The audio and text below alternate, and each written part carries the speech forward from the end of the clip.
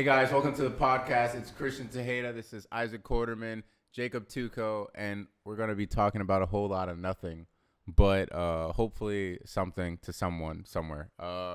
Damn, that was good. I like that. That rolled off the tongue, off the tip of the tongue.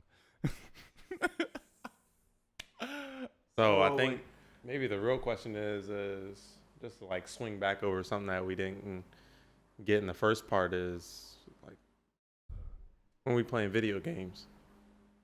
Okay, so let me actually, I'm going to go back into this. Let me actually explain what the fuck that's about. So, if you watch Black Mirror season 5, so we re-recorded this, and this is insane. We re-recorded this, and I already said this once, but if you watch Black Mirror season 5, episode 1, you know exactly what the whole playing video games thing is. So I just need everyone to know I'm not out here playing video games with anyone. Tuco? He sold that shit. He sold that shit. I ain't even got live. You know what? That episode alone is the reason you will never play video games with your boys ever again. We just gonna let that put that out in the water. Actually, so I seriously do think, I know I said something to you about it earlier, but I seriously do think that fucks with your mind. Bro, for real. On a serious note, Rule number 1, play video games with your girls. Don't play them with your boys. Play them with your girls. But what if your boy is a girl? All right, we're not about to... Hey, y'all watch that episode. Y'all know everything we're talking about. It's crazy. If you watch episode 1 of season 5, you will understand exactly what we're talking about. But the conversation, as I stated before, and it'll probably be in a blooper or something, but it was about progression, and I think it's a good topic to talk about, and I kind of hinted at it earlier, but I was speaking on the 4 stages of life and how it kind of works for us all, or if you don't want to believe in it, then that's fine. But I kind of wanted to talk about them. It was this seminar that I listened to.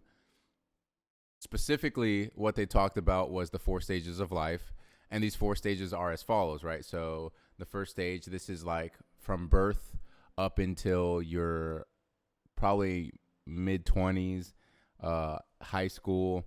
It's the stage of mimicry. And this stage is learning. I talked about this on my story, and it's when you're being molded into who you are, so you can survive. And this is speech, habits with food, safety, all the things that you learn from watching and observing someone else. And what happens is, as you grow up and you get a little bit older, you are constantly mimicking things you see around you to try to fit into society as a whole. And this video kind of I'll leave the video in a link description, but you watch what other people do and what they say and how they act, and you copy it because you have no sort of self-identification, and you use this mimicry to survive at a very basic level. And I think that's super important because it kind of helps you better understand where people are coming from when you speak about how someone was raised or what they continue to do. Yeah, what they continue to do. So learned attributes. Yes. Exactly. I think it's super interesting. Those things are generational though. Yes. Those things never go away. No, they're ingrained in you because you emulate what you see from a young age. That ends up being what you're going to be in your future. Right. It's like that saying, nothing is new and history repeats itself. We all just kind of pick up things from our surroundings. You decide in your own moralization whether it's good or bad. I think there are good and bad things that you decide whether you want to emulate in your own life in whatever manner that is or may be for you. So as far as the whole development thing, does that really ever go away? Like, what is the point where you're like, all right, this is my own niche. Like, I don't really care about. This is where I fall. Yeah, like Yeah. a place of being content where you're like, or not just like content, but at a part where you're like, I don't have to mimic. Like, I can be my own. Right. So since you say that, I kind of want to ask you how before I continue on, because I'm going to go over all 4 stages, but I want to ask both of you how you feel about mimicry at a young age and up until your youth as an adult. How would you say you feel about observing someone else's trends or actions and utilizing them yourself? I would say as being 24, kind of still feel young. However, there's a lot more for me to learn in life, and I can tell that by seeing how other people do things, their characteristics in which they do things, and I can tell I've got things to learn. There's always things to learn. However, I can see that maybe more along maybe my 30s, I'll be at that point in my life when I'm like, okay, I'm at that middle ground where I've already learned quite a lot in which I can drive my life. And I'll be more at a point in my life where I can see the way forward, completely forward. That's a lot. I mean, when I'm 30, I know damn well I'm not going to have all my shit together. I mean, so? I'd like to think I'd be at a point, but like he said that there's always like room for growth and whatnot. I don't like to be like, closed-minded thinking like once I hit a certain, I never like making, what are they called?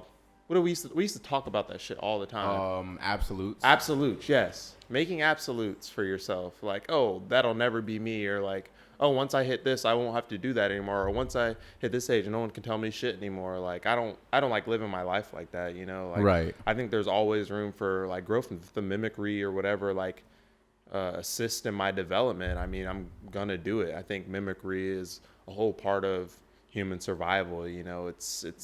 It's ingrained in us. Like it's like an instinct to whatnot, Yeah, I can agree. Like it's not, I don't think it's really something you can't control. Cause you hear the stories about the psychology studies where they have twins and they grow up in different environments, and like one twin is like one way and the other one is completely different. So I think definitely, depending on the environment which you're in, you're going to mimic whatever you need to do to survive or fit in that group.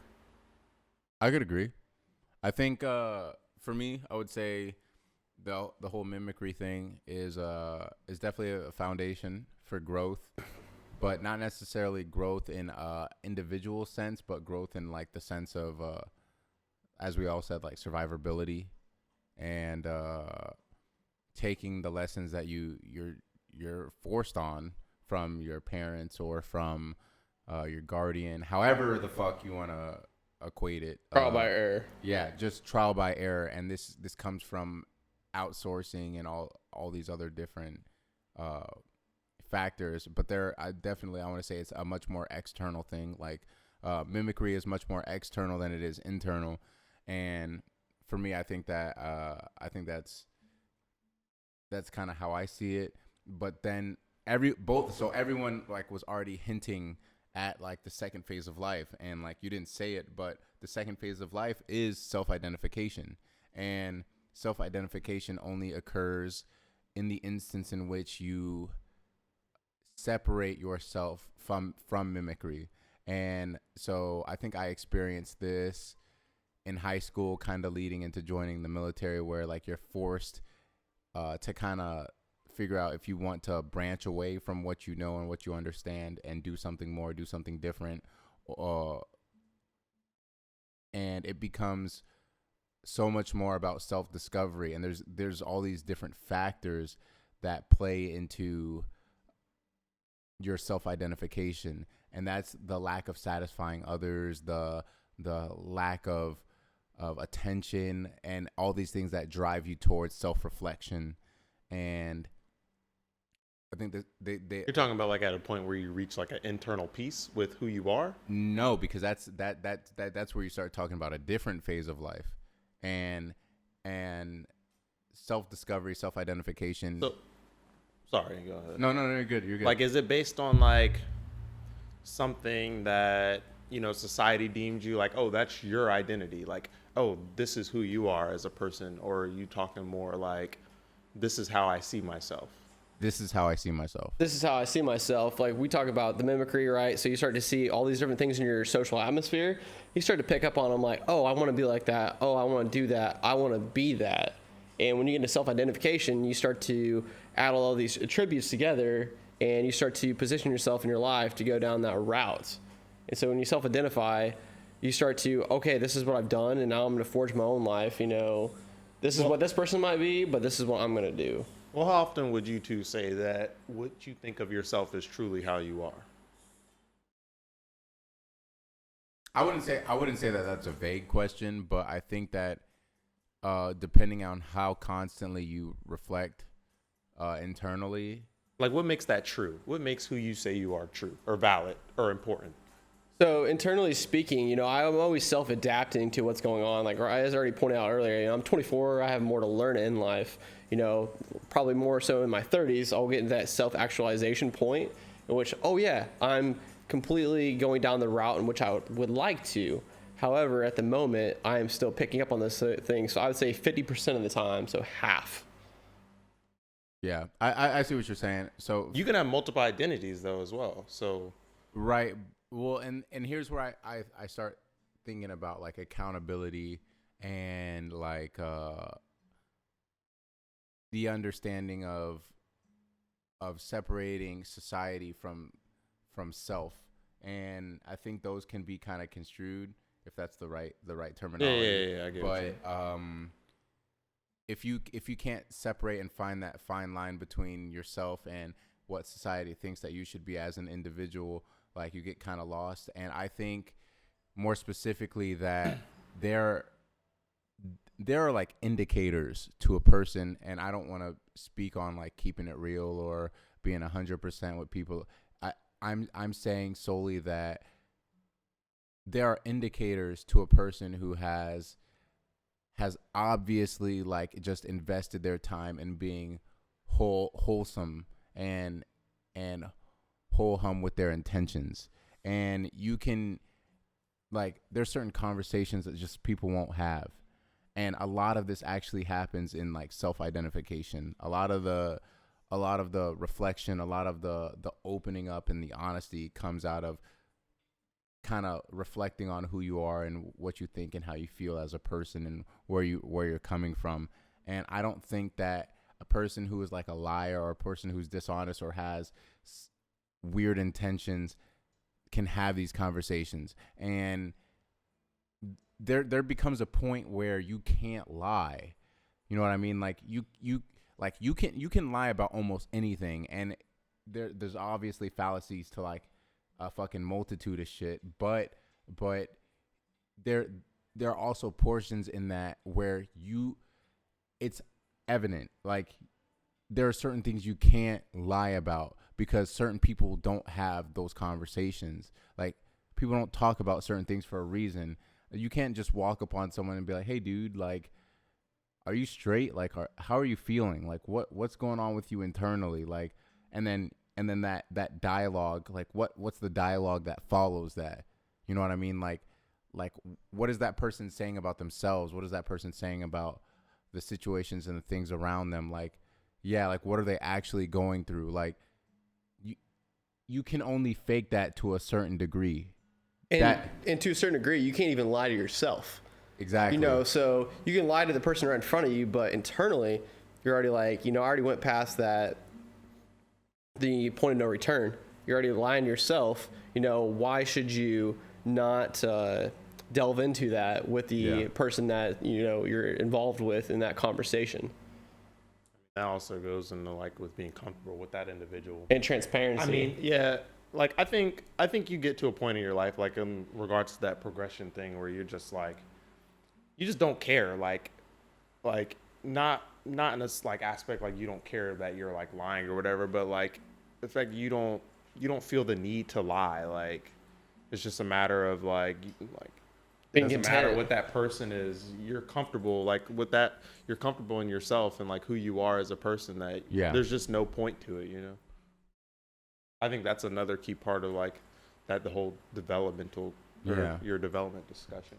And this second phase, it talks a lot about travel, and it talks about making mistakes and taking all these risks and doing all these things that seem very like sketch, but it's in my opinion what I think should be done at the age that we're at, where you can kind of take those kind of risks and you can do those kind of things that seem far-fetched, because there's very little liability, like playing video games. No one is playing video games with Quarterby. No one is playing video games with you. I really hope you understand that. I'm not. Well, my I ain't got that PlayStation Network, so I played out of that. But yeah, it's something. Hold on one second. Yeah, it's something super interesting. I think more so about it because I would say I'm currently in this stage of life. Like there are certain things that I've locked in as solid, like certain principles and practices that I need in my life to be solid, so that way I have a good structural foundation for growth. And that's when you start kind of phasing out of stage 2 and you start talking about stage 3. And I think it's super interesting because I got super upset when I was watching this video. Like I really wasn't on par with it. Like I wasn't trying to hear what this dude had to say about life and how it happens for people. But as I finished the video, I kind of got to a point where I was like, okay, well, this shit makes a decent amount of sense. Like, it's kind of hard to debate this. So when you start stepping outside of self-identification and doing all these things that help you find yourself and understand who you are and what works for you, then you step into phase 3. And phase 3 is the application of what you've discovered in yourself. And so you go through phase 1, which is mimicry, phase 2, which is the self-identification and understanding what separates you from everyone else, because everyone is mimicking each other and that's all the same shit. And then phase 3 becomes application of your self-identification. And this is when you start talking about careers. This is when you start talking about fucking paths that you take, people that you meet, connections, all these things. Like this is... You think those things have to like line up?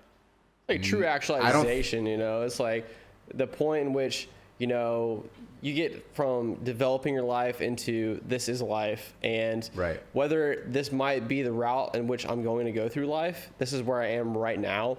And, you know, maybe you could take a little bit of course and redirect your life, but at that point you have made what you are, and this is what you're going to do for a while unless you decide to redirect. Yeah, but do you think your identity, you know, that like even when you have that second slap. If y'all don't know, I'm just going for the record. This man getting ate up by mosquitoes. Fuck mosquitoes in Italy. But anyways, what I was saying, do you think like your identity has to line up? Fuck mosquitoes in Italy. I'm 100% about that. We're gonna start a wave. We're gonna brand T-shirts that say. Well, last night this man was getting eaten up by mosquitoes. Bro, I was dying. Y'all gotta stay on fucking topic. Y'all gotta stay on fucking topic. But like, do you think your like identity has to line up with, you know, you were saying your career field, like daredevils or whatever, they usually go into career fields like, you know, well, special. No, like no. I don't. You don't think it has to line up? I don't. Anyway. And you know why I say that? Because a lot of the time it doesn't. Because when you talk about self-identification is like a passionate thing, and it's. So we live in a lie. How many people do you think aren't? So you think we develop our, you know, our character, our emotions, how we feel about certain things. Yes. To do the exact opposite. Yeah, be a daredevil. What's in line? A lot of the time. You know why? Opposites attract type? No, not at all. Because people do what's safe. Hmm. People consistently do what's safe. I'm not saying my family has fallen victim to this, but I do understand that there are a lot of people in the world who would practically chase the idea of steady income and cash flow, money, things like that, and it's understandable as fuck. Like it's like, but financial stability. But in the end, that just goes into like your values. Like your values can be completely. Financial stability is a know? value because you can live life on credit. You know, that's not financial stability, but you're meeting the minimum. You know, you just keep going on and on like that until it busts. There's no. Say your question one more time, because I just got lost in the sauce for a minute. But like I was saying, like do you think people usually take career fields that line up with their identity? And you were saying no, like people do things that make them safe, but yes. When is that? Okay. Because I think it more depends on like your values. You know, like if you value wealth, like let's say my identity matches up nothing with the identity, the society construction of what a lawyer is supposed to be. Let's say my identity matches up with nothing in those characteristics of a lawyer. But I do that career because I know that it's safe financial stability. 1 second. It might not be something that I necessarily like to do.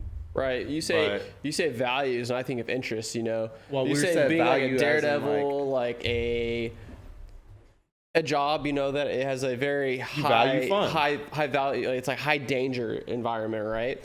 Yeah. You value, but it also might be something you might just be good at, you know. That also creates wealth. Well, that's a part of your identity. So that would be something that lines up with. Right. So a identity is very diverse because you can be on one end of the spectrum and be on the other end of the spectrum at the same time. Because you talk about being a daredevil, but you could also be on the complete other side of that. You say you'd be like a loving father and a loving husband, but you're risking your life too at the same time. So I was saying earlier that self-identification is a very passionate thing, and it takes a lot of trial and error, and it takes a lot of like heartache and growth and knowledge and learning and all these other things, and a lot of washing Renaults for 3 hours, boy. Ooh, them 6 packs. And the reason I say that is because regardless of how passionate self-identification may be, a lot of people, I don't think, step into the realm where that self-identification brings them into step 3 or phase 3, and that's specifically towards the audience that's like that was a whole ad. I think it was distracting them, boy. Like, what the fuck is that? It was all flashing and shit. About to have an epileptic. Little strokes to the. Yeah, but there's a lot of people I don't think who step out of phase 2 solely because they understand who they are, but they don't know how to apply it and they don't know how to use it. And when you're talking about doing something like chasing your dream or chasing a passion, that's not a safe thing. It's not a safe thing at all. Like I mean, you think about like some of the stuff that I do most of the time. Like I invest my money, I invest my time in a lot of different ways than some other people do. And a lot of times people are like, what the fuck are you doing? And I'm like, well, like it doesn't fit that society construct of it doesn't. What you're supposed to be like what are like the steps you're supposed to be doing. It doesn't fit the fucking norm. And when people see that and when you're surrounded by people who think that way, it's hard to people don't like atypical. And you don't have to do what works for the society construct. You have to do what works out best for you in your situation. I agree. Yeah, and that goes along with knowing yourself. Like, a lot of people, that's what we're, like, talking about. Like, a lot of people think they, like, it goes back to that debate, you know? Like, a lot of people think they know who they are with their identity, but it's, like, completely not. Like, right. You know? And that's after step 2, we get through that self-identity into our step 3. You know, that's what we should already be realizing this is You should already how know. we are. This is what we're doing. This is what we are going to do. And this is, who I am all around. No, yeah, for sure. And there's like some real interesting key parts of like phase 3, and it talks about career progression, internal growth, connections that you make, relationships that you have with your family, with your friends, all these things. It's about building on what you know and what you are. And that's phase 3 in its entirety, just building on what you know and what you are. And I don't think that a lot of people think about that when they talk about going to like a 9-to-5 job or doing stuff just to get by or pay bills, or like working in an environment that they could easily quit and move to another. I don't think a lot of people want to have that conversation and talk about what's this going to look like in the next few years? What have I done up until this point that has gotten me to where I am? And that's when you start talking about phase 4, and that's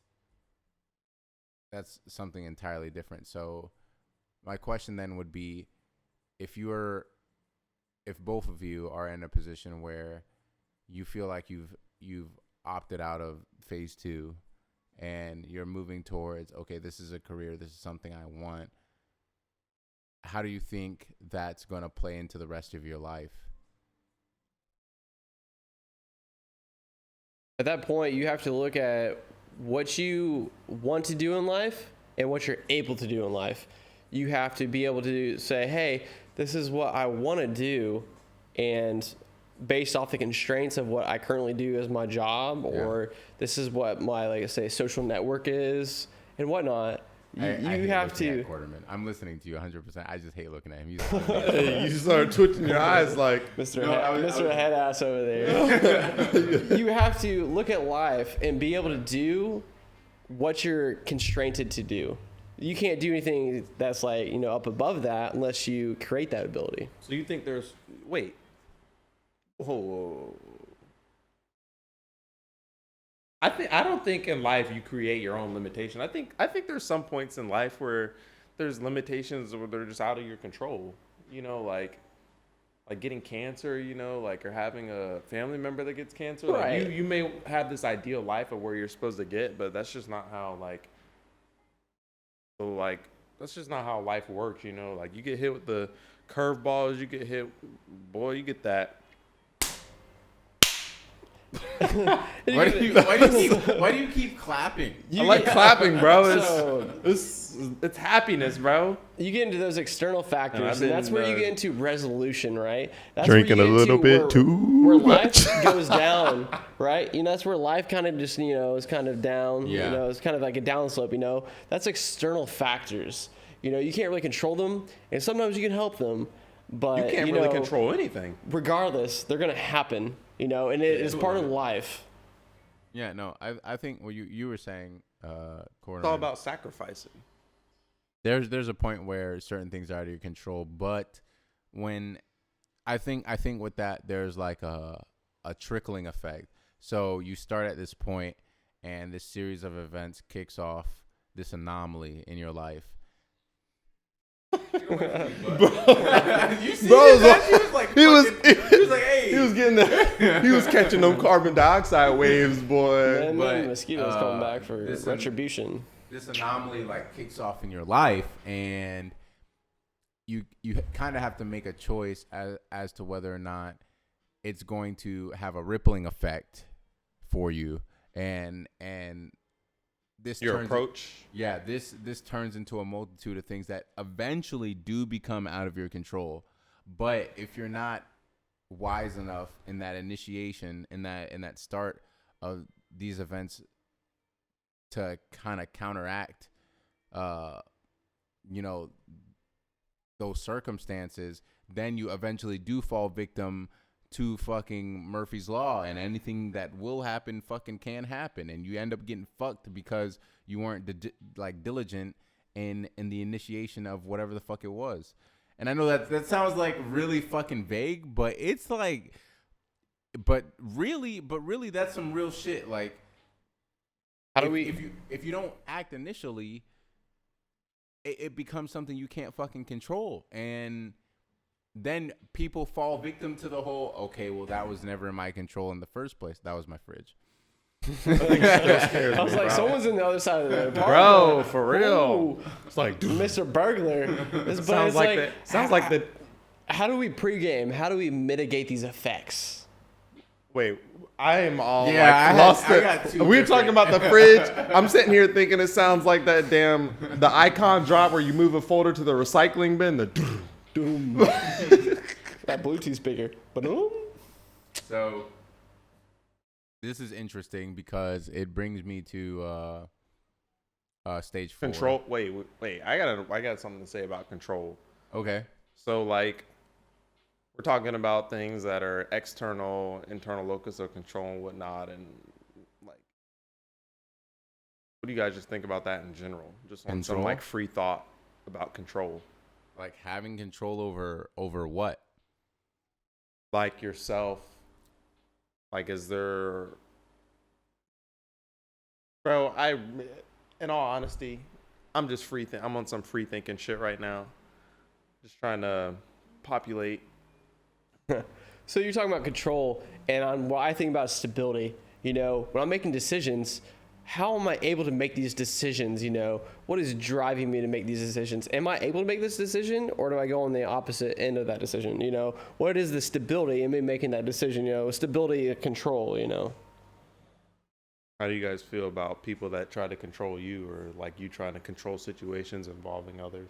So in those situations, I like to think that is an educated decision. You know, they're making this decision based off this education they've learned, this drive they've learned, something positive in nature. You think it's always right? However, when they go off on like a internal tangent and decide this is what I'm going to make as a decision, and this is, you know, this is certain for me, and this is how we're going to do things, but they base that off of external factors that maybe it's not an educated decision. They're not doing the right thing. It's just what they want to do. You know, that's the problem. You got to make an educated decision in the It's right in their own vicinity of morality. control. Yeah, Like it has to be on like a morality and an ethical level. And a lot of times, I think that may be out of your hands. So I don't know what. The bugs, man. I mean, Yeah, control can be out of your hands, you know. You're talking about external, right? It can be above you. It can be, you know, sometimes it's below you. as well. Seriously.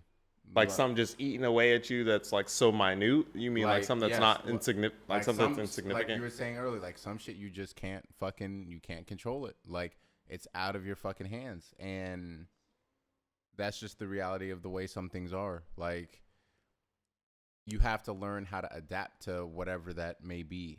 So I say that because I think that everyone's so focused on being in control of their life and understanding what's happening, what's going on, and what's this and what's that, and how do I put myself in a position where I can use this to my advantage. And there's just instances where that doesn't happen. Sometimes you get hit with some shit and you have no idea that it could have even come your way. And it's not about control.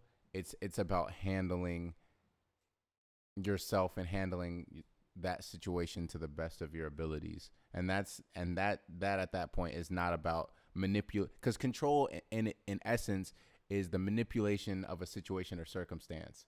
Like, and that's impossible when you can't fathom the situation or circumstance. So then you start having the conversation about going with the flow and moving with the motion of whatever the fuck is. Yeah, you get to a point where you don't have enough capacity to understand it. So you just say, fuck it. Like, I'm like, this is whatever. Like, yes. And relating this back to stage 3, like you already understand who you are. You already understand what you want. You know these things about yourself. So you have to, in a way, operate where people know that this is what I am. This is what I want. This is what I can do. And if anything comes anywhere in between that realm that I don't understand, I can't discuss. You pull out your trump card. No, but see, the trump card may be another person that does understand that thing, or that does relate to that circumstance or that situation, and that actually was another part of stage 3, is like the resource, the other individuals who have self-identified, who have went through the process of understanding who they are and using those connections to create and establish something more than self. And that's when you start talking about business. That's when you start talking about financial growth and income and all these other things. And that leads into like stage 4, because stage 4 isn't about you. It's not about self-identification. It's not about mimicry. The products of your. Exactly. Yeah. And it's like, so it's almost like, it's like you can follow. It's like making a movement. Yeah, you can follow it without fucking knowing it. Or like a culture. Or The fruition. Yes, stage 4 in itself is legacy. Literally, that's all it is. It's what you leave behind so people knew and know that you have an impact on the world around you.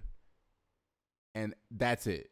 That's something that you can't really control either. Like, that's just you can't but control your product of how you want can. people to perceive you. I mean, but you can. That's what stage 2 and 3 are about. It's about understanding what you are, what you do, and what you can provide to the world, and then honing in on that, and then using it to provide a service or a product to people that is of value. And it doesn't even have to be to people, but it needs to be. But if you're talking about a legacy, like, it's a driving factor. Stage 4 is the driving factor. Like, what am I going to leave behind? Like, I did all this for nothing. No, I didn't do it for nothing. I did it for a reason, you know? Like, why am I doing this? What am I going to leave behind? Whether, it's legacy within your family, legacy within your career. I don't think that's something a lot of people think about. I don't think it's something a lot of people think about, dude. Like I think the biggest part in like leaving a legacy, I think as long as your focus is not to like appease man, like when you do something that this is not like, it's unselfish and it's not for any type of external gain such as fame, like fortune, any of that, like that's how you leave like a true legacy of who you are. You think about to support man, not appease man. Provide the way forward, but not make the way forward okay. Like, you mean like okay to like easy? Yeah, like, oh, we've settled into this complacency. It's okay. No, it's not okay. There's something at each point in the world where there's something wrong. Whether or not, different cultures, they agree on that. There's something that might be wrong in each specific place. And that's complacency. And you have to realize that there is a way that you don't have to appease, but you have to. What I think about with like legacies, like whenever I think about like lasting legacies, what comes to mind to me, like you think about like musical artists, like movie stars that, they set their way in how they want to be throughout their career. And then once their career comes to a close, they're not doing what they used to do, or they die, pass on, however it may be. Then you really find out like that type of person that individual was, like I thought about musical artists such as like Tupac, like I disagree. What do you mean? I just disagree. Like, I understand what you're saying, but I think it's much. I understand what you're saying at like the degree of what you're speaking on, but I think it's so much like vaster than that. Like, when you talk about people like Jay-Z or like people who have invested in who they are and have stepped into that like that third stage of life where they know what they are, they know what they can offer, and they use their resources and they use the people around them and the things around them to make more. And well, think about like Bill Cosby, So impacts. Like Bill Impacts. Cosby his whole life made these children's stories. I feel like you're gonna say some dumb shit. I'm not, bro. You know what? are, What Dave Chappelle said? Bill Cosby still, bro. No, So, but like you think about legacies like that, bro. You think this man like And he that's did just- not leave a good legacy. Think about his identity, who his I life, still who think he he did. who I he still said, think he did. bro. You can talk fuck about no, like, a good legacy that was made, think- and then you can talk about a destruction of a good legacy. but that So makes it no legacies longer can good, be bro. made, and legacies can be destructed. That makes it no longer good.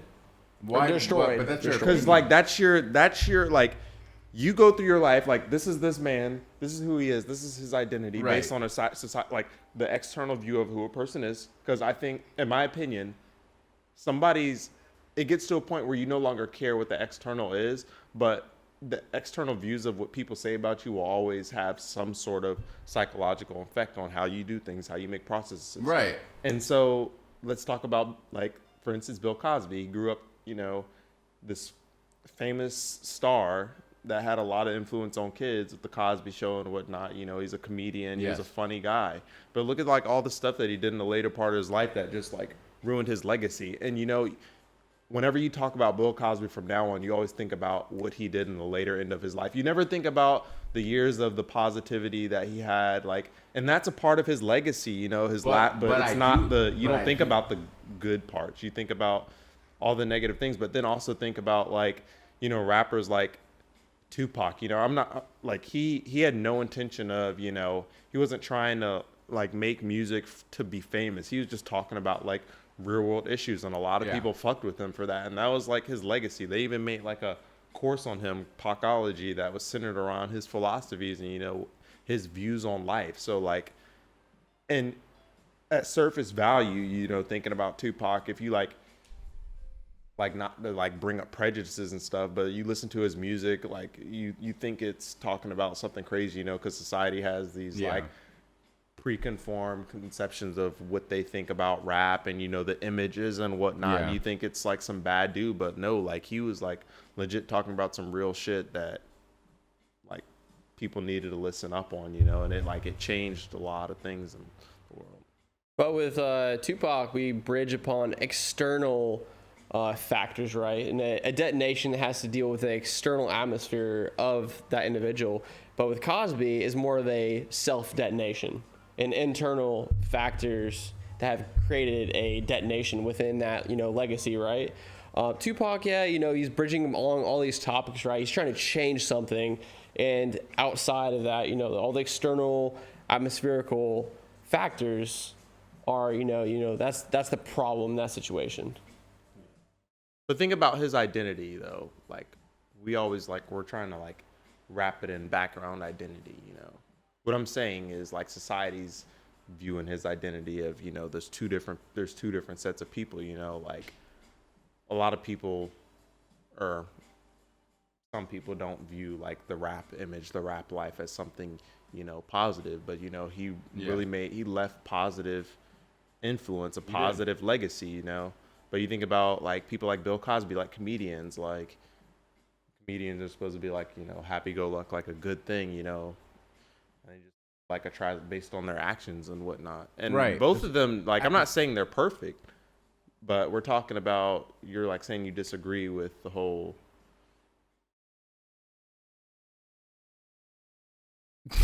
What the fuck I was saying? You just want we just gonna argue on some back in the day T&Q shit. Like, I understand what you were saying. I'm just saying that I disagreed because I think that when you're thinking about it at that level, I think that it's much larger than that. Like, Larger than life. Texas, more specifically. Larger than Alaska. Hold up. Hey, T, I got a question for you, though. Stop. How long ago? You're gonna be able to stitch. You're gonna be able to stitch it. Yeah. No. It won't be that. I think it just hit it because or not, or it's really bad and it's So- it's like a shortened podcast, but I don't think it should be. We're live again. Why don't Yeah. you just just go back into what you were just saying? you No, know? no, no. But I don't have energy for that too. That was a lot of shit.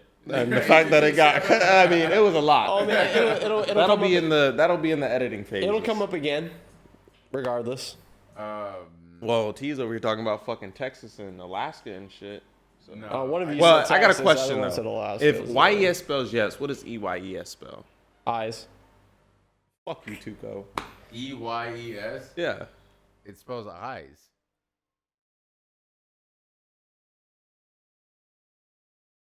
What? I think we've hit that. Bro, what the What, that guys. plateau? Bro, what the fuck is that? Welcome to this slow jam. That is the Wait, hold Family Guy monkey rolling a joint. Hold up. Okay, can I finish? Hold up. Don't do that again. We have reached um, the fucking shadow realm. wait. Stop. Let me get this out, please. Welcome to the slow jams. It's a cool, crisp Friday night. And we're just chilling on the bayou, making beats by the pasture. It's your boy, Christian Tejeda. And I'm fired up. That's my added sound effects for the record. I love For the Saturday record. mornings. They're great. This was the best trip of my life. Whoa, whoa, whoa, my friends. Some like 5 drops. But speaking more specifically towards these, yeah, that was good. That was good.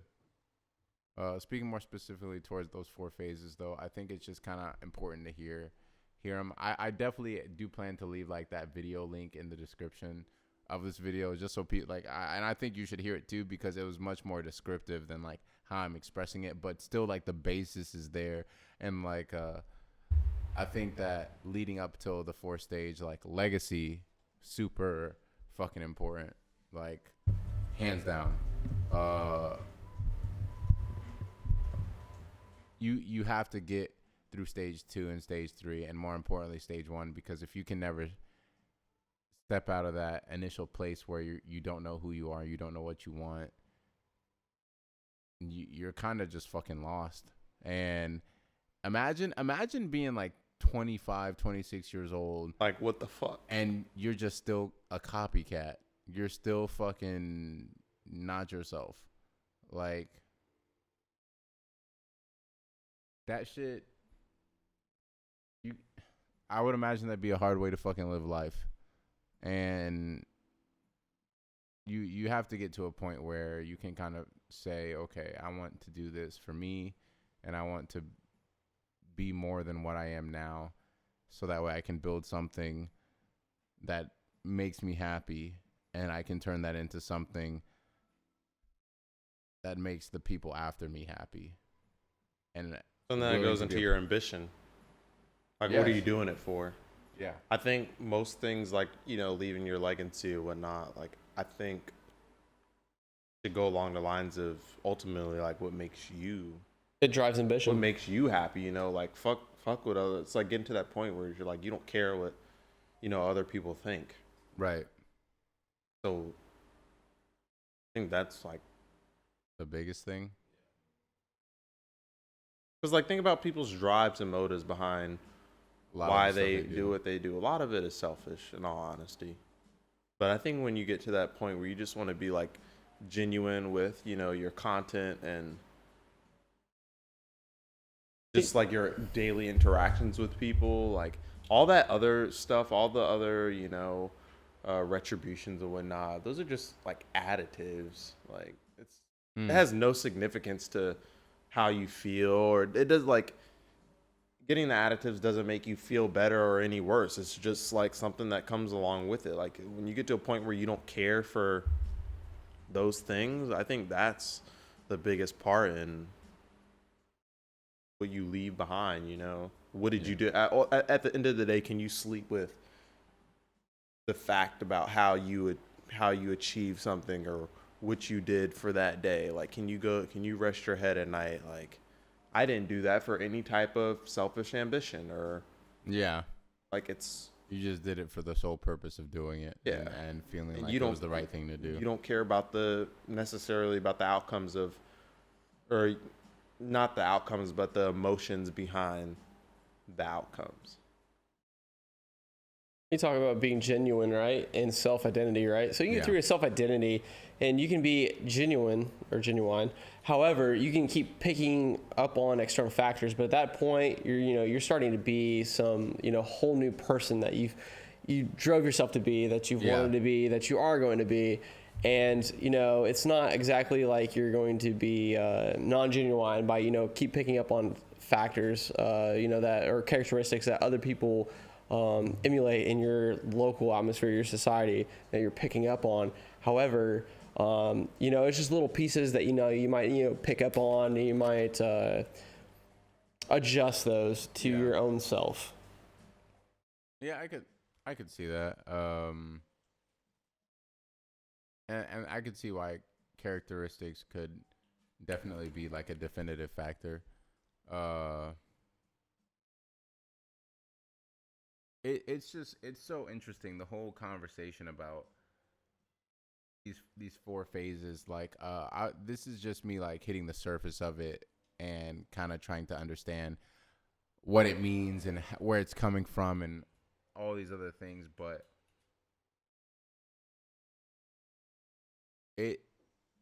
I think that there's like a foundational truth to it because I kind of see how my older family members act and what their focus is or what the conversations they're having are, and everyone's talking about business and leaving something behind for the youth and all these things. And I think that honing in on that and having that conversation is super important for sure. And we're talking about what are you doing tomorrow? They're taking their tomorrow and say, hey, what are we doing with our tomorrow that leaves our behind? Yeah. The way back. I fuck with The it. way back. Yeah. On some Soul Train shit. You like that? The way forward Hey, is like that created by the way motherfucker- back. like that It's motherfucker Soul grabbed that Train, golf that's club. Soul Train. Hit that skit. That life putt. All right. Well, I think this was a good talk. Although Now it's time to play some video games. I'm not. Ooh. I'm not Bro. playing video. What? Come on, bro. What is that? Is that second? What is that game? Second? Oh, that like fighter game? Nah, it was V Strikers or some shit like that. What? You're trying to smash? Bro, I'm trying to fight, bro. What's up? Bro, you on some dumb shit. That dumb shit remix. Thank you guys so much for watching. This has been a pleasure to have you guys tune in. Stay tuned for more content and upcoming videos. We're going to be updating a lot of things for our new channel. This is going to be. You would have it. You would have my channel, bro. This is going to be this is a channel takeover by Spirit Fox. Oh, it's one of those. Thank you guys so much. Christian Tejeda, Isaac Quarterman, Jacob Tukel. Hopefully you heard all of that because I'm not going to care to repeat it again. Spent. Until the next time, guys. Ciao. Till the next time.